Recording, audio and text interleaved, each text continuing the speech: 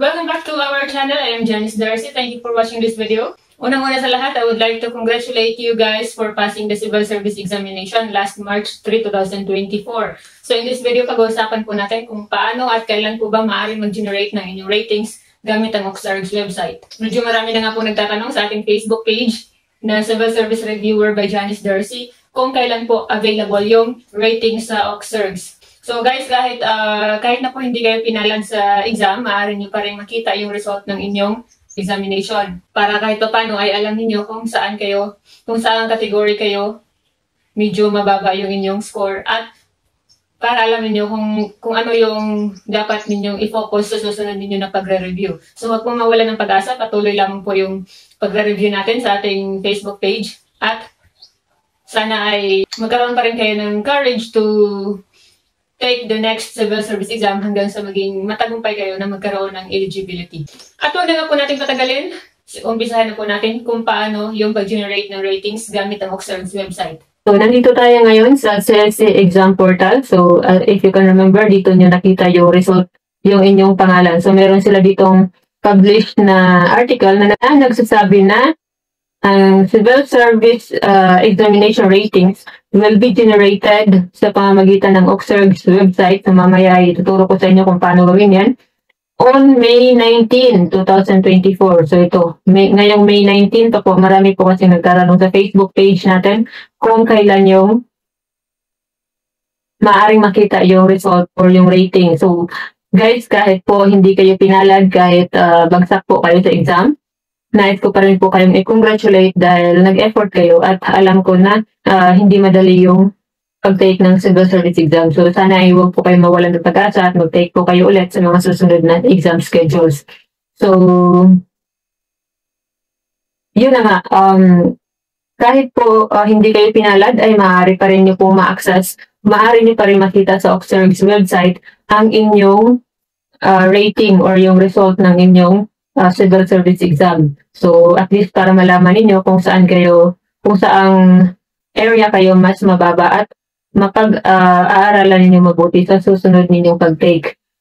So, bago tayo pumunta sa OCSARG's website para ituro kung paano gawin yung kung paano makita yung result ng iyong exam, pag-uusapan na rin natin dito kasi nandito kasi yung kung kailan din available yung certification of eligibility. So, alam ko marami na rin yung excited na magkaroon ng kanilang Certificate of Eligibility. So, ayon dito, by June 12, maaari na pong kumuha ng printed letterhead. So, ano yung letterhead? So, free of charge po ito at maaari lamang po itong makuha pwede itong kunin sa regional or sa field offices. Pero, yung kadalasan talaga yung kinukuha ng karamihan ay itong regular COE, yung printed on special paper. So, hindi libre itong COE. So, please watch our video kung paano yung online appointment sa pagkuha ng Certificate of Eligibility. So, meron tayong video nito at ipinakita ko doon kung yung difference ng authenticated at saka yung printed on special paper. So, bali, I think 100 pesos. Ngayon, hindi ko na alam kung magkano. So, during my time, it was 100 pesos itong regular COE. So, June 12 din, maaari nang kumuha ito. Pero take note na yung itong regular COE ay maaari lamang kung kunin at i-process sa regional office. So, hindi, yung mga field office ay hindi nag-i-issue ng regular COE. So, balik tayo dito dahil yung purpose ng video natin ay yung kung paano i-check yung rating sa OCSARG's. So, punta na tayo. I-type mo lang dito sa iyong search. So, kahit nasa mobile phone ka, maaari mo pa rin yang makita. So, i-type mo lang yung OCSARG's. So, kung nakafollow ka sa ating Facebook page ng Civil Service Exam Review by Janice Darcy, magpo-post din tayo ng link doon ng OCSARG's. So, ito na siya. I-type mo lang OCSARG's. Tapos, ito na yung makikita mo. Siguraduhin na website yan ng Civil Service Commission, tapos ito OCSARG's. So, i-click mo lang po yan, at ito na nga po yung lalabas. Ayan.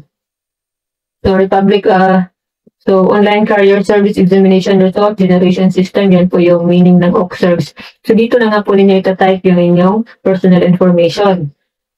So, yung last name, so apelido, tapos first name, extension name, halimbawa ito, mga junior, the first, the second, the third, so middle initial. So, ayan, meron example dito sa middle initial. Marami kasi nagkakamali dito dahil nilalagyan nila ng tuldok yung kanilang middle initial. If you can see here, sa example, walang tuldok. So, huwag lagyan ng tuldok. So, kung halimbawa, D ang iyong middle initial, so just put D without the period. Tapos, yung date of birth, dapat ay i-follow itong format na to. Nauuna yung month, followed by yung date, tapos yung year. So, date of birth. Tapos, i-follow itong format na to na merong slash. So, halimbawa, kung January 1, so ayan, automatic na pala siya lalagay ng slash. So, halimbawa, kung January 1, ayan, 001. Tapos, 1990. So, no need to put the slash. No need to type the slash dahil automatic na siya. Tapos dito, details of examination. Ayan, kung kailan yung exam. So, March 3, 2024. So, if you can see, wala pang March 3, 2024 dahil on May 19 pa nga po available na maaaring makita. Tapos, select type of examination. So, ito kung professional level. Tapos, ito kung sub-prof.